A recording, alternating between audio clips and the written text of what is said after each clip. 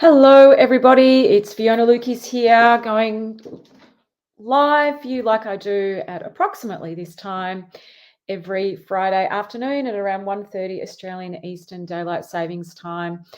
Now, I've had a couple of issues with my settings here, and I'm just trying to sort them out, but I think we're all good now.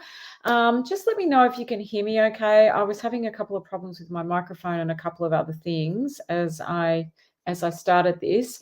So if you could let me know if you can hear me okay, I would really appreciate it. Okay. Hi, Graham. How are you, darling? Can you hear me all right? Because, yep, you can. If you could just let me know, that would be awesome, guys. Loud and clear. Okay, perfect. Thank you. I really appreciate that. Just had a couple of trouble with my microphone as I was setting up here. All right, so it's Friday afternoon. Hey, Chris, thanks for saying hi. If you've just tuned in live, feel free to say hi and let me know where you're listening from in the world. I know we have people from different countries who listen in here on a Friday. So I always love to know. You just saved me. Thanks, Fiona. Oh, thanks very much, Chris. Much appreciated. It's very kind of you. So this is your opportunity. For those of you who are new to my lives, I go live every Friday. It's my way of giving back and answering any questions that you may have around life, relationships, where you're stuck, because it's been my understanding from working in this space for well over a decade now, and working with lots and lots of different people from all over the world, that most relationships break down because people don't know how to move forward. They don't know what else to do. Okay. And, there's so much misleading and confusing information out there. So I'm really, one of the big purposes of these lives is to be able to answer your questions, giving you a fresh approach to things, and perhaps show you that there is an easier, simpler way to be in relationship. Okay. It doesn't have to be complicated. All of the very complicated theories that are out there are not required. Hey, Maz, how are you? Thanks for saying hi, honey. That the complicated things that are out there are not required. It's funny. I was speaking with a new client yesterday. It was our second session, and he was saying to me, Fiona, before I started working with you, I had mapped out how I was going to leave my relationship. I'd mapped it all out. I'd planned it out to the last detail, and there wasn't a day where I wasn't thinking about it constantly. And I'd worked it all out, what was happening with the kids, the money, the finances. I'd mapped the whole thing out. And he said, in the 5 weeks that I've been learning this understanding and working with you, I have not had that thought once, not once. He said, I can't believe how good I feel. I can't believe how close my wife and I are. I cannot believe the difference. And he said, and it's been pretty easy. I'm shocked. I said, I've tried so many things. And I said to him, I said, now you're starting to see the thing that I get mocked on social media for, because people tell me it's not possible to have easy, effortless relationships. People tell me that I don't know what I'm talking about. And I said, you're now someone who's just discovered the truth of what I'm saying. Yet another person. He's like, absolutely. I wouldn't have believed it, but you're right. It is. It's easy. And the connection's there, and we're lighthearted, and we're more playful. And I can't believe how quickly it's happened. It's like, yep, this is what happens when you have an understanding of what's going on. And when people have that, they put down this massive, massive mental load. And we don't realize that it's the mental load that gets in the way, that distorts everything, that comes between you and the person you're wanting to connect with, right? It does get in the way, but you can't see it, so you don't know that it's there. And, this is one of the big things about this understanding, is it makes the invisible visible. It brings things that people can't see to light. And so when you have visibility around something, you get to choose something else.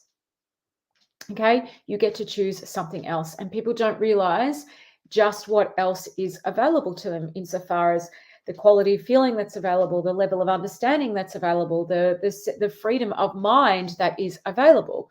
And these are really important things that I want people to know about. Okay?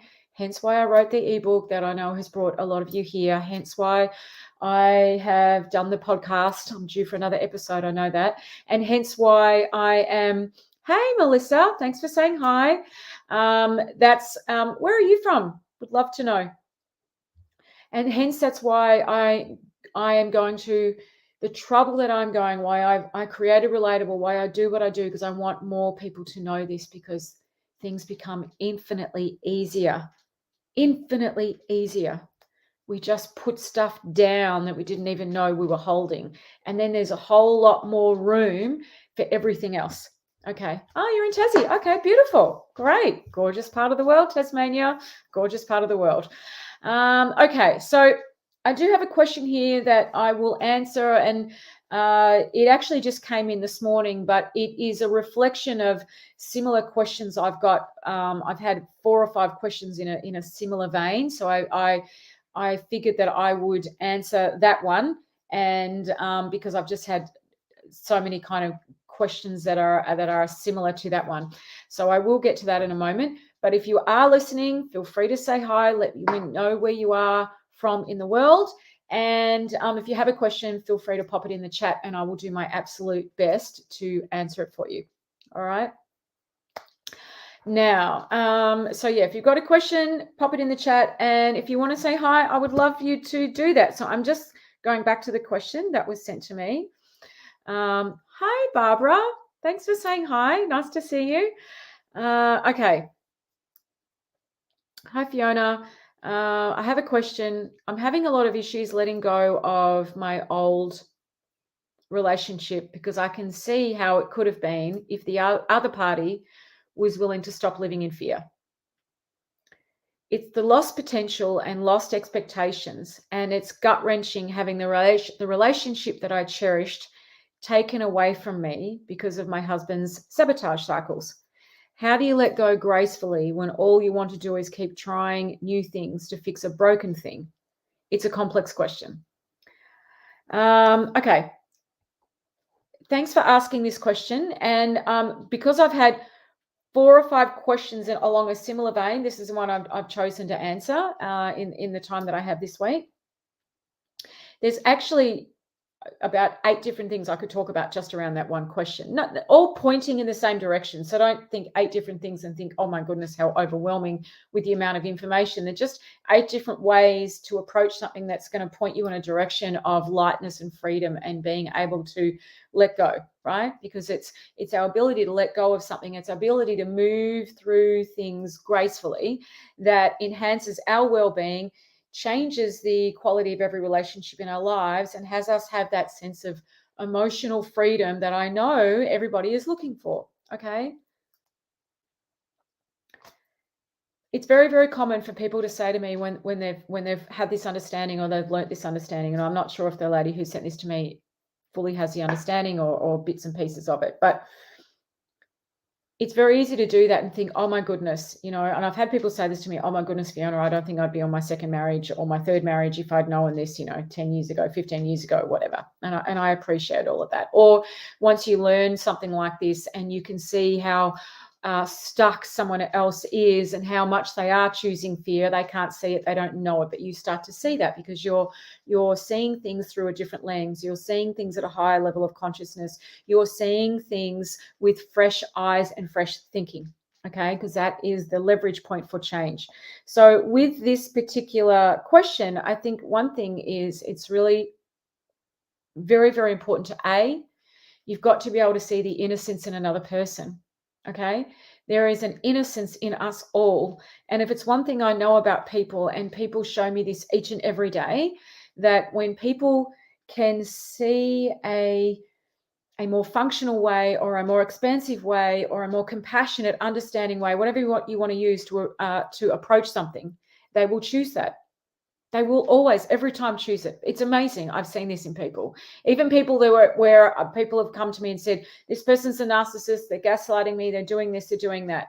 It's amazing when people have their level of awareness, when it's shifted, when the light is shown, when the light is shone, I should say, when something that was invisible becomes visible, people actually start choosing something else. So it's important to see the other person's innocence.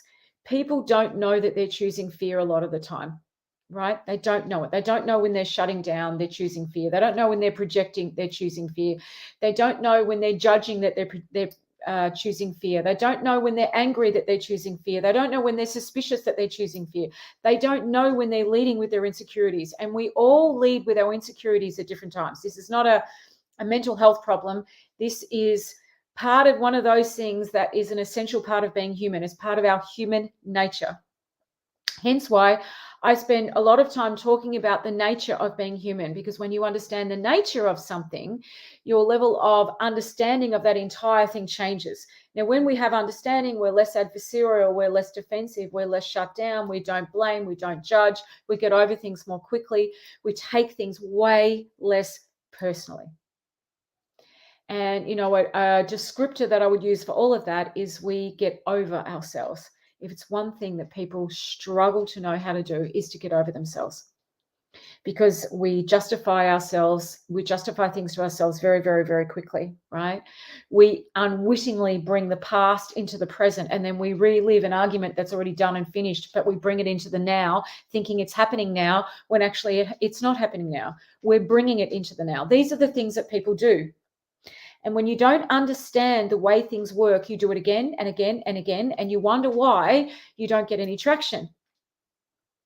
Okay, so the first thing that I would be saying, and I'm just going back to the question, is hence why I'm looking over here, is that you've got to see the innocence in the other person.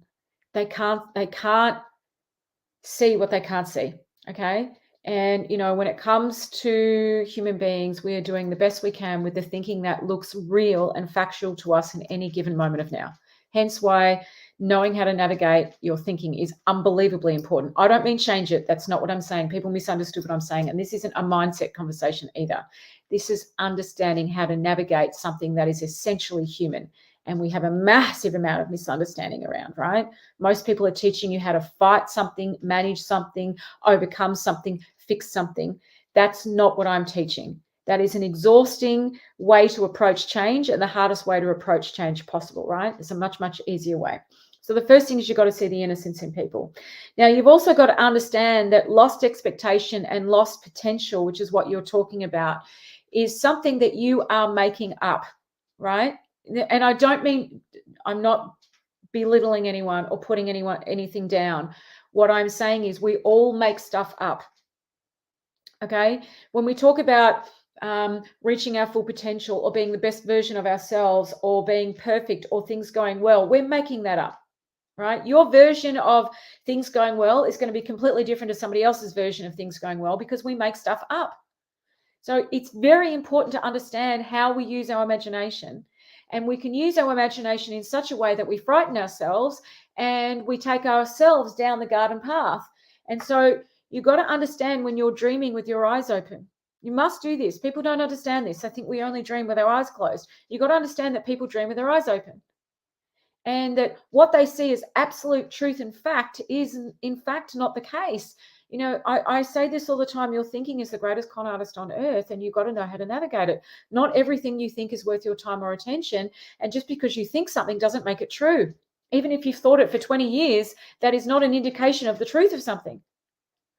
So, you know, we blindly believe everything we think. We blindly think if I've thought it for a long time, it must be true. And so we get very, very caught up and lost in our thinking. So you got to understand that too, in order to be able to see through your own thinking, right? To be able to have a different relationship with your thinking and see things differently. This is very, very, very, very, very, very, very, very, very, very important, and why it is such a big part of what I teach. Okay. Now, the other thing is, you're saying, how do you let go gracefully when all you want to do is keep trying? One thing you've got to understand is when you're keeping on trying and nothing is changing, so you're trying and nothing's changing, you have to stop, right? To me, when someone is trying to fix something when there's no change, that's someone who's very sped up. And they're not actually present, they're not slowing down, and they're not kind of checking in on what is it that they want. See, that's when you're continuously trying to fix something, or you're trying and there's not much change. Okay, you have to understand you're coming from a place of fear. That's fear talking. Okay. Now, I know that might be difficult to hear, but that is fear leading the way. So when we slow down and we're a lot more present to what is, as opposed to what we want from a place of fear, because we're scared of something change, or we're scared of letting go of something, we can hold on to something without realizing that it's actually detrimental to us. That there's something that there is a deeper, more peaceful, grounded, connected feeling available to us. And so the question is, what's the experience you want to live in? What is it that you want to create? I'm talking about this a lot with my students in Relatable at the moment, that we are the creators. We're talking about this an awful lot. So that people see they have a lot more power over situations that they feel disempowered about, where they give their power away. Okay. Now, if you're outsourcing your goodwill, if you're saying, I need that to be a certain way to be okay, which is what I call outsourcing goodwill, you are giving your power away. Okay. You have to understand you have to understand where well-being comes from. You have to understand the nature of well-being. Again, another thing that I teach. So it's the understanding of all of these things that has you less frightened of something when it's not working out your way, which has you stop pushing or resisting. Have you ever heard that saying? And I say this a lot: what we resist persists. What we resist persists. And so, when you're putting a lot of energy and upset, or you're trying to fix something, or when you're pushing against something, you're not holding space for something else to show up. Generally, when we're doing that, we're being controlling. We're coming from an agitated state of mind. We are projecting. We are blaming. There's a whole lot. It's very loaded, the emotion that's around that. And so it's very hard for anything to change, because the person who's on the other side of that just goes into self-defense mode. So it just becomes like this, okay? To insecurities versus insecurities. Now, this is what I see happening all the time. It's insecurities versus insecurities. Now, if you can't see that you're leading with your insecurities, what hope has anything got of changing? And, you got to understand, you can be leading with your insecurities and still saying all the right things, but still be leading with your insecurities. It's not what you say, it's the feeling you're in. Okay. The feeling you are in colors everything. And so people don't they're not taught where to look for the answer. They're not taught to build a muscle of checking in on the feeling they're in, of knowing what to look for, of how to navigate their experience first, and then factoring that in to their reality, and then how they show up and interact with somebody else. So if you could be trying really hard, but if you're in a feeling of fear, of lack, of neediness, of anger, judgment, or fear, self-protection, or fear, nothing will change. It won't. Nothing will change. This is very, very, very important. You've got to know the flavor that you're bringing, and most people, basically 100% of people who come to me in the early stages don't know this. No idea. They think, right? They think it's the other person. The amount of people that will come and to me, and it doesn't matter. This is not a male female thing. I just see this as a pattern in relationships, and it could be in any relationship. Okay, so this is not just intimate relationships. This pattern exists everywhere. So one party will feel justified in being critical, and the other party will feel justified in being defensive. This is what I see all the time. So this person is justified in their criticism. This person is justified in their defensiveness. But you have to understand, criticism and defensiveness, same flavor. Same flavor. Okay? So it's defensiveness and criticism, or another word for that would be insecurities, or another word for that would be fear meeting fear. So you've got two people in a low level of emotional intelligence, and you wonder why nothing changes. You have to change the level of emotional intelligence first, or another word for that would be the feeling, or the level of understanding. It's understanding then that changes all of those things, and then all of a sudden you have people meeting with each other from a place of a higher level of emotional intelligence, from a place of understanding, compassion, calm, groundedness, love, playfulness, curiosity. This is exactly what this gentleman was saying to me yesterday. And, he said, I cannot believe the difference. I can't believe it. And I said, see how much power one person has? See how much, how profound it is when one person changes their flavor, when they bring a different energy. He said, I know, Fiona, I'm learning how to get over myself. And as I do that, I cannot believe, hey, Carly, nice to see you, honey. I cannot believe how differently the entire thing has changed so fast. This is exactly what happens. So this is why I talk about the power of goodwill. Okay. You got to know when you're bringing it and when you're taking away. And when you're justified feeling critical or you're justifying feeling defensive, I can tell you right now, in case you have any doubt, you are taking away from goodwill. You are not bringing it. Absolutely not. No matter how justified you feel. Okay? This is a tough one for people. I know people get their buttons pressed when I say this. Oh, so does that mean I'm just being a doormat, Fiona? Does that mean I'm like, no, it doesn't mean any of those things. You just have to see what I'm pointing to first so that you can actually start to change your flavor, right?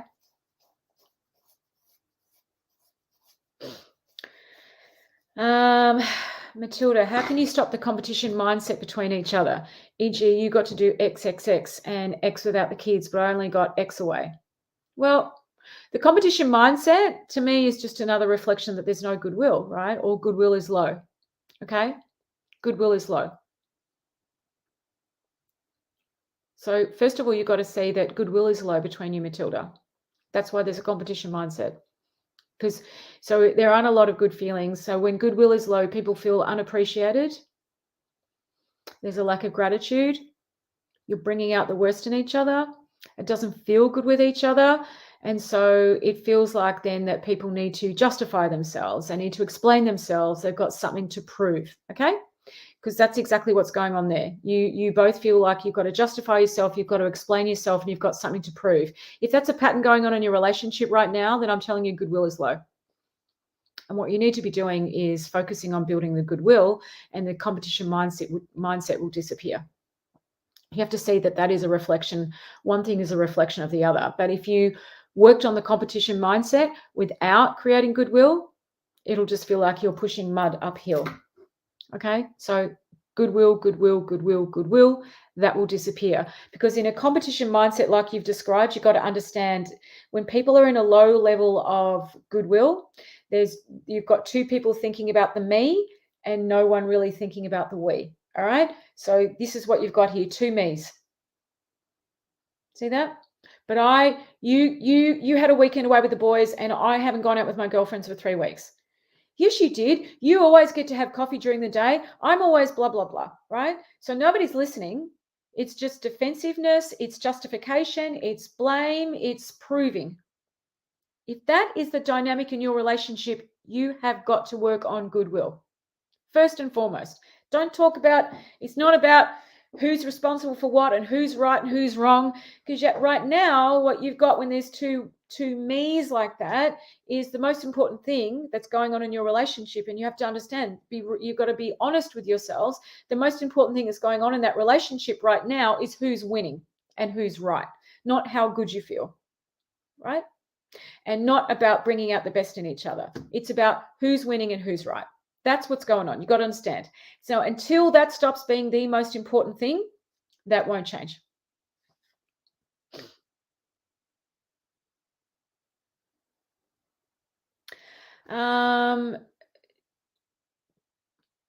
Just reading Jody's question. Hey, Jody. And I can see your comments, Melissa and Matilda. Okay, good. What do you do when your partner lacks compassion, as in he has none whatsoever for me, our kids, or anyone? I know where it comes from for him, but he is not interested in any kind of growth. Look, Jody, without knowing the ins and outs of what's going on here, generally I find, and again, this is general, and without speaking to your partner, I don't know for sure, but generally I find that when people are in that frame of mind, they're very, very stuck. Their level of suffering is quite high, and so they can't see beyond themselves, right? Doesn't mean they're not capable of it. Doesn't mean they don't have capacity for it, but they just can't see it. You know, when our suffering is high, our world gets very, very, very small, okay? Like this. It gets smaller and smaller and smaller until, for some people, it's the size of a pinhead. Now, when your level of suffering is low, your world expands, okay? Your world expands.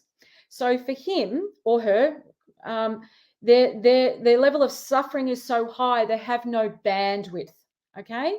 So that person has no bandwidth. So when we have an understanding of how we work as human beings, where our experience comes from, the operating system of a human being, which is the very first thing I teach all of my clients, all of my students in Relatable, people's level of suffering goes straight down. And here's why. They are no longer frightened of their experience, okay? You have to understand suffering comes from resistance to your experience because you are frightened of how you're feeling. So another word, when I use the word experience, I'm talking about how you feel, okay? So you got to understand, for your partner, they're in so much suffering, and so one of the repercussions of that is their head is going at 1,000,000 miles an hour. There is no bandwidth. So it's not that they don't have compassion. Because compassion is actually innate, but they have no bandwidth for it. None.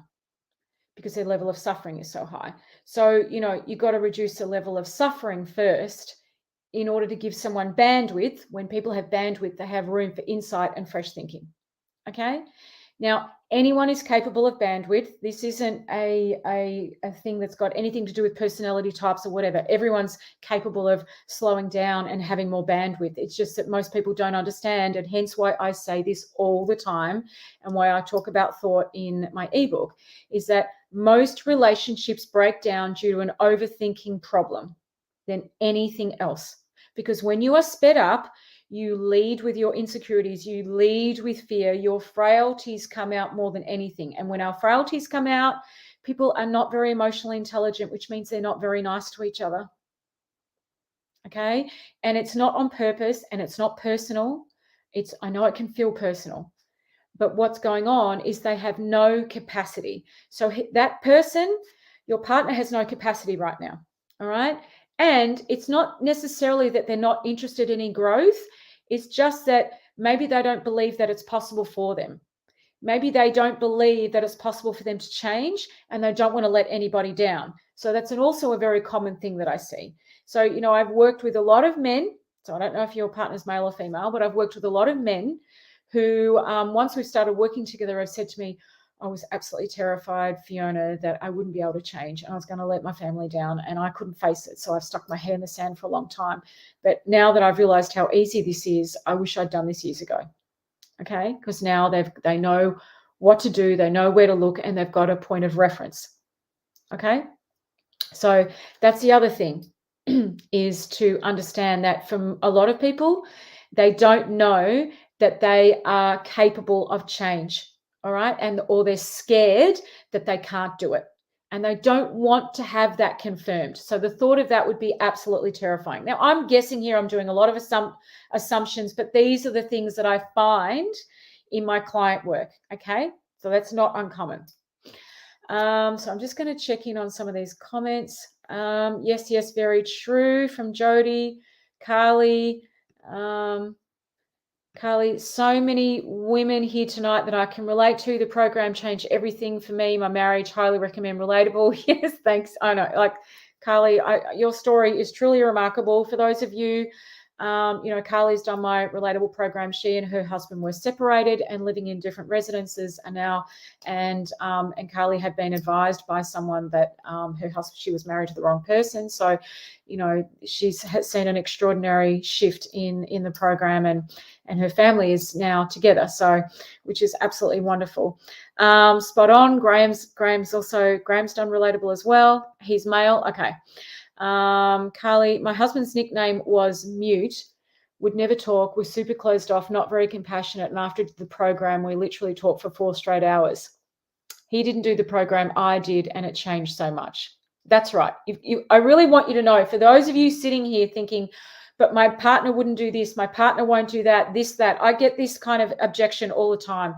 You don't understand yet what is possible for you and how powerful you are when you have a completely different reality, fresh thinking, and you're bringing a completely different energy to the table. I cannot tell you enough how impactful that is when one person sees that and what it does for the other person.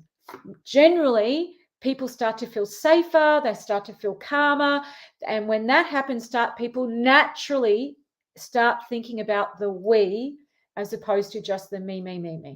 All right, you've got to understand this. One person is capable of way more than you can understand. We're energetic beings, and so when your energy changes, it draws out and brings out something in the other person that is very, very, very profound. And this is what everybody starts to see, right? And it's an amazing feeling when you see it, because you start to realize, I have more influence over this than perhaps I realize. I'm not as disempowered as I think. So anyway, I hope that helps a little bit with your situation, Jody. And you were saying that this was the same question that you had as well. Okay, Matilda. All right, perfect. All right, everybody. Well, I've been chatting now for about 30 minutes. So it's time for me to finish today's live. But thank you for interacting, guys. I appreciate what you're sharing. Thanks for your lovely comments about Relatable, Carly. I do appreciate it. I, of course, will put the link to the program below. Relatable is something that you can join at any time. It's honestly what you will learn in the first 2 modules will make a massive, massive difference to the quality of your life and the quality of your relationships. Honestly, it's life-changing. The support in the community is amazing, and the live calls are amazing. I run them twice a week. Okay. All right, everybody. If you've got a question, send it to hello@fionalukis.com.au, and I will answer it for you next week. Have a great weekend, everybody. My pleasure. Melissa, Matilda, Jody. Thanks, Graham. Ciao.